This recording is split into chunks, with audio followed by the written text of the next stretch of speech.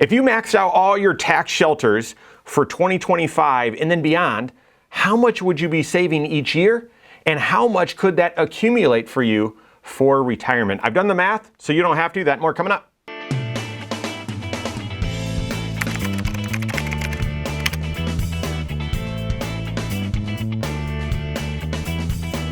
My name's Mike Bernard. I'm the host of the Wise Money Show. I'm also one of the certified financial planners right here at Korhorn Financial Group. Make sure you hit that subscribe button, turn on notifications, and smash that thumbs up button. Previously, I've been asked to come in and speak to some college courses on economics and investing, and I teach a variety of things, and it was just helping out here or there. But I would always make sure I taught this one thing, and it always got the same response. It was just wild.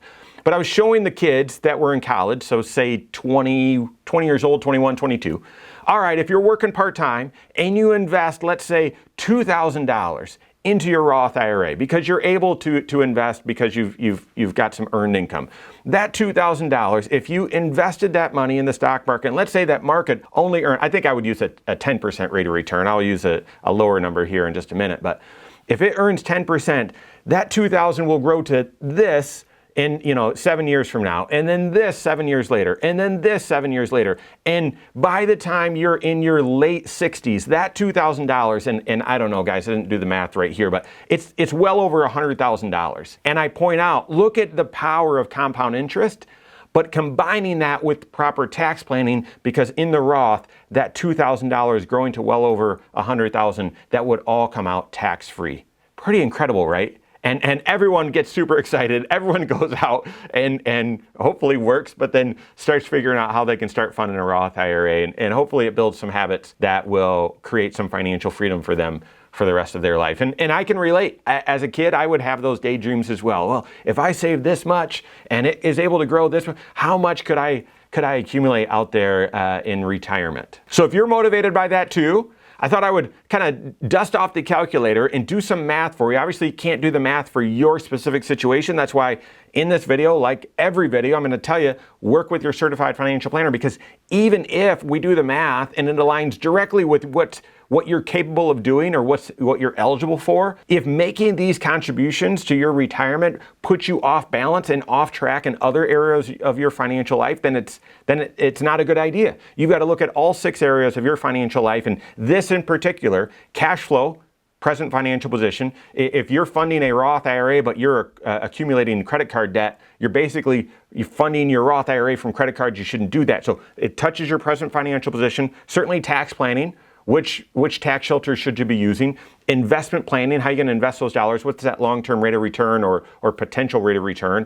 And then retirement planning. What are these dollars? What could they grow to with compound interest? So 4 out of the 6 areas of your financial life, just this simple exercise, it touches. So make sure you're working with your certified financial planner on that. But first scenario, here we go. Let's assume that you're single and you're early in your career, maybe in your 30s. You're single, not yet age 50. Okay, you have a 401k available to you and an HSA eligible high deductible health plan. What's the total amount that you can stuff into tax shelters? Well, if you had the cash flow for it, the maximum contribution that you can make in 2025 to your 401k is $23,500. Now, a company match is going to be over and above that. I'm not calculating that. So $23,500 max you can put in your 401k. $7,000 is the max that you can put into a Roth IRA. And if your income is so high, such that you can afford these contribution limits, maybe that's got to be a backdoor Roth, something like that, but you can still do $7,000, okay? And then an HSA, contributing the maximum amount to your HSA, $4,300 is the maximum contribution limit for 2025. Add all that up in this situation, and for 2025, the maximum amount that you can contribute, $34,800. That's how much you can do in 2025. Now again, assuming that you're in your 30s, maybe your 40s, and that's all you contribute. Or maybe let's ignore contributing anything else. If that $34,800 is able to be invested and grows at an average rate of return of 8% per year for the next 20 years. 8% return. If you look at the stock market, it's performed higher than that. Obviously, there's a lot of volatility, so you need to ride through that. But a diversified portfolio, let's pretend 8% per year. After 20 years, that $34,800 worth over $162,000. That's pretty incredible growth for just 34 grand being contributed. Now, what if you were able to max this out every year? You were able to, and not even keep up with presumed increases to these contribution limits, but just do that $34,800 every year for the next 20 years. What's that sacrifice? How much would it be worth at an 8% rate of return? Just shy of 1.6 million. That's what it would grow to. Just shy of 1.6. Now, that 34,000 over 20 years, that you've saved about 750 grand, almost $1 million of compound growth. That would really open the doors for you for retirement. All right, second scenario, it's going to build on the same one. So let's assume same thing. You're single and you work at a company with a 401k and you've got a high deductible health plan, an HSA eligible high deductible health plan available to you, but you're age 55. You're age 55, okay? And what this does is it opens up catch-up contribution limits to you and even for your HSA. Now, I'm not going to go through too many scenarios here, so just remember that at age 60, there's this super catch-up starting next year as well. So at age 60, you'd be able to do even more than this. But let's say, same scenario, single, have a 401k, but you're age 55. Contribution limit to the 401k is $23,500 for normal, but another $7,500 for catch-up. So that's $31,000 you can throw into the 401k. $8,000 is the maximum amount that you can do to your Roth IRA, $7,000 normal plus $1,000 catch-up, so $8,000 to the Roth, and then another $1,000 in catch-up to the HSA, so $5,300 that you can contribute there. So 44 grand is the maximum contribution limit if you're age 55 or older for those three, if you happen to be eligible for those for those three tax sheltered accounts. If all you did in this 1 year when you were 55, you invested that $44,300 and then you didn't touch it and you let it grow for 20 years. So now you're in your mid 70s. What's this chunk now worth? Over $200,000. Over $200,000 if you're able to get an 8% average rate of return. That's fantastic. So not like you would, but say you were able to contribute that $44,300 for 20 straight years as well. Not that you would work from 55 to 75. I think only a few people would do that. But say you could, just for comparison's sake, this $44,300 each and every year would grow to about $2 million. This extra 10 grand a year that you contribute above and beyond that first scenario, instead of having it grow to 1.6 million, it's growing to 2 million. That's a considerable amount. I want to hit one more scenario because I do think it applies to a lot of folks that are saving aggressively for retirement, and that is, what if you're married? What if you're married? Well, you could go to scenario number one and just double all the numbers.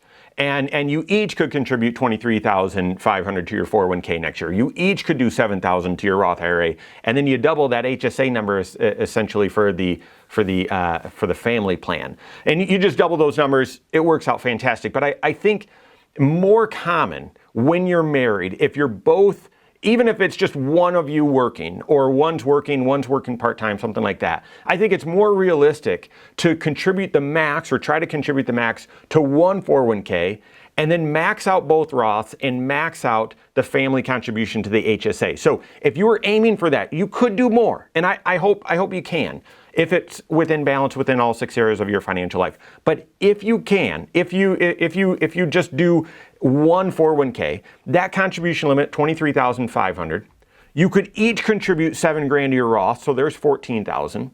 And then the maximum contribution for a family HSA in 2025, you're younger than age 55, that's $8,550. So $46,050 is the max that you can contribute, not the max, but if you just maxed out one 401k and then you both did Roths and then you did the family contribution to the HSA. I see a lot of people working this plan.